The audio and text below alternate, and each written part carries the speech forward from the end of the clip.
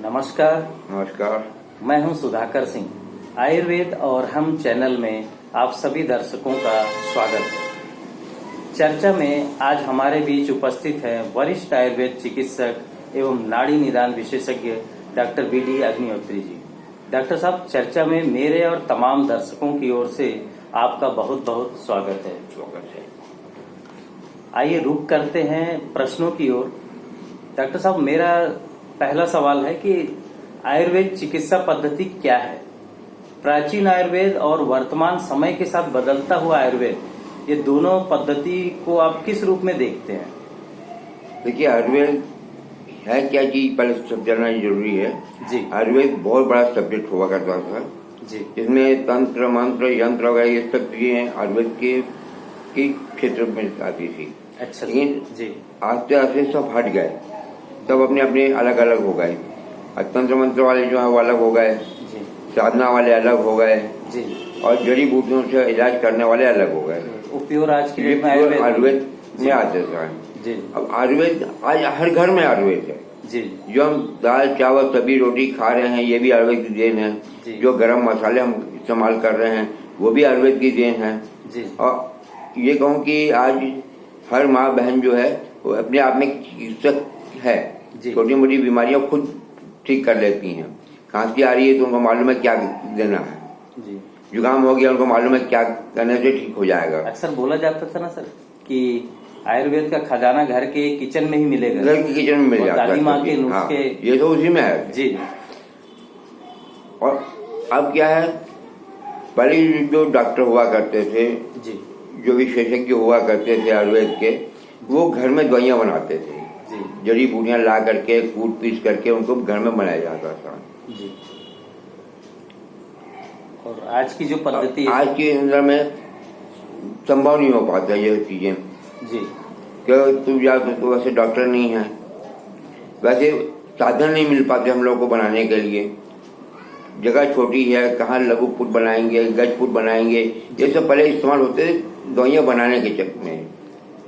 तो अब ये चीजें संभव नहीं हो पाती, डायरेक्ट फार्मेसी से मंगाते हैं। दूसरी चीज क्या है, पहले के डॉक्टर लोग नाड़ी देख करके रोग निर्धारित करते थे जी।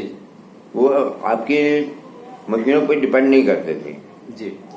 और आज जब हम BMR कर लो, स्कैन करवा लो, तो ये सब चीजें पहले डॉक्टर लोग नाड़ी से पता करते थे, विशुद्ध रूप से नाड़ी निदान, पूरा नाड़ी निदान से करते थे। और आज भी कई ऐसी बीमारियां हैं जिसको आप मशीन में नहीं ऑब्जर्व कर सकते। जैसे वात बढ़ा हुआ है तो वात कोई मशीन नहीं पकड़ सकती है आपकी, पित्त बढ़ा हुआ है कोई मशीन नहीं पकड़ सकती है आपकी। कब एक बार चलो फेफड़ों में आ गया, पानी भर गया, ये सब तो मशीन पकड़ जाता है। लेकिन जो मेन बीमारियां हैं वात, पित्त, कफ, जो हम निदान करते हैं, जिनसे हम लोग का पता करते हैं, वो चीजें मशीन में नहीं आती हैं। मतलब समय के साथ जो आधुनिकता का जो समय आया सर, वो फार्मासिस्ट लोग उस चीज को उसको उपलब्ध कराते हैं। और पहले समय में जो आयुर्वेद के जो विशेषज्ञ हुआ करते थे, जो उस चीज को कूट पीस के रेडी करके आप तक पहुंचाते थे, हम लोग खुद बनाते थे दवाइयाँ। लेकिन आज संभव नहीं हो पाता है दवाइयाँ बनाने का। कई बार हम लोग को साधन नहीं मिल पाता है, कई बार जड़ी बूटियाँ नहीं मिल पाती हैं, तो फार्मेसी वालों से बनी बनाई दवाइयाँ जो हम इस्तेमाल कर लेते हैं उससे हम निदान चिकित्सा करते हैं। वो सुलभ भी है और प्रचलन में भी है। प्रचलन में भी है। डॉक्टर साहब, मेरा दूसरा सवाल है, आधुनिक जीवन शैली में आयुर्वेद की उपयोगिता और महत्ता कितनी है? क्योंकि हम समय के साथ बहुत एडवांस हो रहे हैं, लोगों के पास समय नहीं है, तो हमारी आयुर्वेद की आज महत्ता कितनी है लोगों की जीवन शैली को देखते हुए, स्वास्थ्य को देखते हुए? देखिए, आयुर्वेद किसी भी प्रकार की आपको हानि नहीं पहुंचाएगा, ये पक्का है जी। अगर आप ओवरडोज भी ले लेते हो तो आपको कभी जीवन का खतरा नहीं होगा, किसी प्रकार का कोई साइड इफेक्ट नहीं है आयुर्वेद के अंदर में जी। भाई हम गरम मसाला खा रहे, कोई क्या होगा ज्यादा ज्यादा, कोई पेट में जलन होगी और क्या होगा, मरेगा नहीं जी। मतलब जान माल के नुकसान नहीं होता है इसके अंदर में। सबसे बड़ी चीज ये जी। अच्छा, दूसरी क्या है, प्रॉपर डायग्नोस होना जी। प्रॉपर डायग्नोस किससे होता है, हम लोग नाड़ी से करते हैं। और ये मेन एक्चुअली आयुर्वेद का फंडा यही है कि आयुर्वेद जड़ को पकड़ता है, और जड़ पकड़ कहाँ से आएगी, आपको नाड़ी से पकड़ में आएगी। नाड़ी के बाद ही कब पता चलेगा कि चीज की विकृति क्या हुआ। एक भी विकृति आई है आपकी, बाद में विकृति आ गई तो तुरंत आपको बीमारी चालू हो जाएगी, फिर समय विकृति आ गई तुरंत चालू हो जाएगा। लेकिन डायग्नोज कौन करेगा भाई? आप तो आज एलोपैथी जो डॉक्टर कर रहे हैं, आयुर्वेदिक चिकित्सा कर रहे हैं, आप उनके पास चले जाइए तो नाड़ी नहीं पकड़ेंगे। हाँ जी क्या हो गया, ये पेट में दर्द हो रहा है तो आपको पेट दर्द की दवाई लिख देंगे, लेकिन पेट दर्द हो क्यों रहा है वो जानना जरूरी है। कारण की कारण अब पेड़ लगा हुआ है और वो पत्ते काट रहे हैं, छिल रहे हैं उनको, भाई जड़ में दिमाग लगा तो पत्ते काटने से क्या होगा? जड़ को काटने का इलाज करोगे तब तो बीमारी भी ठीक होगी। मतलब लक्षण के आधार पे दवाई देने के लक्षण के आधार पे कारण को खोजिए, जड़ मूल उसका समाधान हो सके। जब आप जड़ को पहुंचोगे तभी उसका समाधान आपको मिलेगा, तभी आपको दवाइयां मिलेंगी उसकी।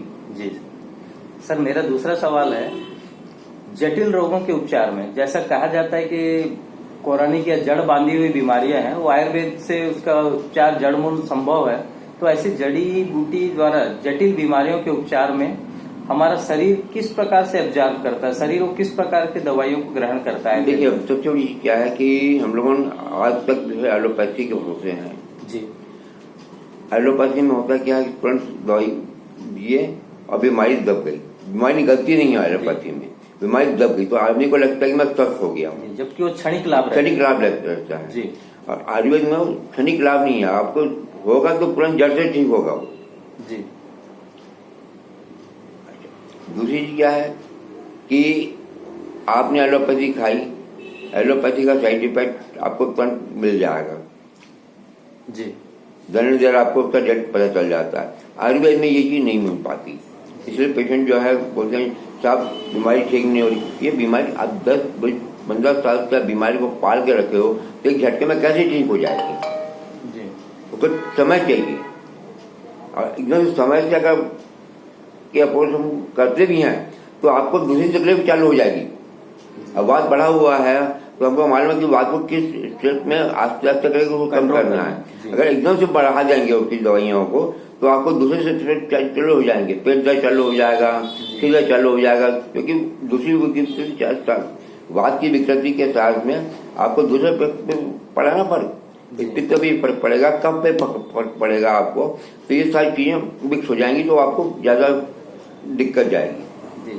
तो जो सिस्टम के हिसाब से जो देना है और मात्रा में लेना है, मात्रा के हिसाब से लाभ होगा या पक्का है, देर सवेर हो सकती है। अब बोलो कि भाई गारंटी, तो गारंटी आदमी आयुर्वेद के अंदर में किसी की नहीं लेता, हम खुद नहीं गारंटी लेता किसी चीज की। भाई हम अपनी जिंदगी की गारंटी नहीं ले सकते, हम आपकी क्या गारंटी लेंगे? ये बोल सकते हैं कि हाँ भी आप ठीक हो जाओगे, स्वस्थ हो जाओगे, लेकिन समय लगेगा उसके अंदर में। आगे कई पेशेंट आते हैं मेरे पास में, बाद से 15 साल से बाद से पीड़ित हैं, चला नहीं जाता उनसे, बैठा नहीं जाता, पालती नहीं मार सकते। अब वो बोल रहे कि भाई आप दवाई दीजिए, मेरे को 10 दिन का रिजल्ट मिल जाए, तो संभव नहीं है। डॉक्टर साहब, मेरा अगला प्रश्न है कि ये जो त्रिदोष है शरीर के, वात, पित्त और कफ, ये वात, पित्त, कफ को अपन बैलेंस या समन्वय बनाए रखने के लिए किस प्रकार से अपने खान पान, आहार व्यवहार को रखें? भाई जो आपका रूटीन बना हुआ है आप उसके हिसाब से चलते, यही आपको तकलीफ नहीं होगी। रूटीन में कब नाश्ता करना है, कितनी आयुर्वेद ये कहते हैं कि जब आपको भूख लगे तब आप खाना खाइए। अच्छा, लेकिन होता क्या, समय इतना फास्ट हो गया है, व्यस्तता इतनी हो गई है, आप उनके हिसाब से चल ही नहीं सकते जी। अब आप रूटीन बना हुआ है कि मेरे को 8 बजे ऑफिस जाना है, तो आप 7 बजे तक तो आप नाश्ता कर ही लोगे। आपको भूख लगी नहीं लगी उससे कोई फर्क नहीं पड़ता है, तुरंत खाओगे निकल जाओगे। और उसको पचने में टाइम चाहिए, तब तक 10-11 बज गया, आपने तुरंत खाना खा लिया तो आपका भोजन पचा नहीं। मतलब शरीर की प्रकृति के हिसाब से भोजन कीजिए ना जी, ताकि वो भोजन सुपाच्य हो जाए और शरीर के हित में लगे। आयुर्वेद ये कहता है कि आप दोपहर में जितनी आपकी भूख लगी है उससे 1 रोटी कम खाइए जी, ताकि उसको समय मिल जाए पचने के लिए, और रात को 2 रोटी कम खाइए। ये आयुर्वेद का कहना है जी, क्योंकि रात के समय शरीर शिथिल हो जाता है, पाचन तंत्र भी शिथिल हो जाता है, कम हो जाते हैं, तो कुछ समय चाहिए उसके लिए। तो कुल मिला के पर्याप्त मात्रा में भोजन ले, लेकिन बैलेंस और संतुलन के साथ बना के रखें। आपको, जिससे आपका वात पित्त कफ भी समन्वय में रहे। एक जिज्ञासा वाली प्रश्न है डॉक्टर साहब कि अक्सर लोग बोलते हैं कि हमें ये जायकेदार या टेस्ट वाली चीजें लगी तो हम ज्यादा खा लेते हैं। तो भोजन के बारे में मैं जानना चाहूंगा कि भोजन कब लें, कितना लें और कैसे लें? भाई भोजन की कोई मात्रा थोड़ी कि आप कितना लोगे जी। मैं कैसे बोल दूं आप क्या 2 रोटी खाइए? जी भाई आपकी बॉडी की प्रकृति, जी, आपका स्टेमिना को डिपेंड करता है कि आप कितना खाओगे। डॉक्टर ने बोला था कि जीवन आप की 2 रोटी कार्यशैली के खाइए। हिसाब से कोई कड़ा मेहनत करने वाला कड़ा है, मेहनत करते हो कोई ऑफिशियल वर्क वाला है तो आपको खाना ज्यादा लगेगा। जो ऑफिशियल काम करता है सिर्फ बैठे रहना है उसको, तो उसको भूख कम लगेगी तो खाना भी कम खाएगा वो। जी। इतना खाए कि उसको इंडाइजेशन ना हो, जब जी। खाना पचे, समय चाहिए उसके लिए। जी, इसलिए कहा जाता है ना सर, आयुर्वेद में खाना मायने नहीं रखता, उसे पचाना मायने रखता। परहेज में मायने है। सबसे बड़ी चीज, आपने 1000 रुपए की दवाई खाई, 10 रुपए का आपने परहेज नहीं किया तो आपके 1000 रुपए की दवाई बेकार जाती है। परहेज जरूरी है इसके अंदर में। डॉक्टर साहब, आज की चर्चा में आप हमारे लिए ये वात पित्त कफ के बारे में सारांश में बताएं, भोजन शैली के बारे में बताएं, शरीर के बैलेंस को रखने के लिए किस मात्रा में और कितनी भोजन लेना, ये वात पित्त है क्या चीज? जी। हमारा पूरा शरीर 5 तत्व का बना हुआ है जी। जिसमें से जो 2 स्थल है, पृथ्वी और आकाश। जी। बाकी जो वात है वो चलायमान है। जी। अग्नि जो है वो चलायमान है। कफ जो है पानी, वो भी चलायमान है। तो इन तीनों को लेकर के हम लोग निदान करते हैं। जी।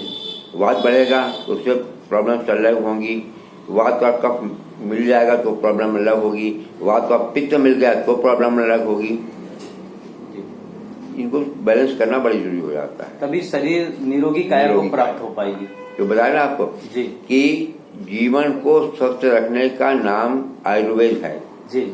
और आज की नई परिपाटी में लोग आयुर्वेद को भुलाते जा रहे हैं, फिर से एक ट्रेंड चालू है सर। इसके लिए तो मैं मोदी जी को बहुत धन्यवाद दूंगा जी, उनकी ही पहल है जी। आयुष चालू किया उन्होंने कि जो दबे हुए चिकित्सक थे, जो आयुर्वेद से जानते थे लेकिन नहीं कर पाते थे, उनको मौका मिला करने का, अपने हुनर दिखाने का मौका मिला उनको। कुल मिला के अपनी संस्कृति और परंपरा को भी जोड़ रहे हैं जी। खान पान, आचार व्यवहार, जी जी, एक अच्छी पहल है सर। एक अच्छी पहल है मोदी जी की, उनको धन्यवाद देना चाहिए। इस चैनल के माध्यम से हम मोदी जी का भी आभार प्रकट करते हैं कि उन्होंने इस चीज पे पहल किया उन्होंने।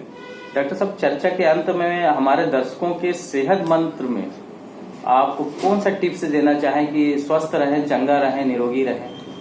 या उसके लिए तो ऐसा है कि भैया आप अपना रूटीन बना लीजिए, रूटीन को मत छोड़िए जी, तो आप स्वस्थ रहेंगे, लंबे समय तक आप चल पाओगे। मतलब अपने दिनचर्या को छोड़िए मत जी। खान पान, दिनचर्या और यार मैंने 12 बजे खाना खाया है तो कभी 2 बजे खा रहे हैं तो कभी 10 बजे खा रहे हैं, ये मत कीजिए।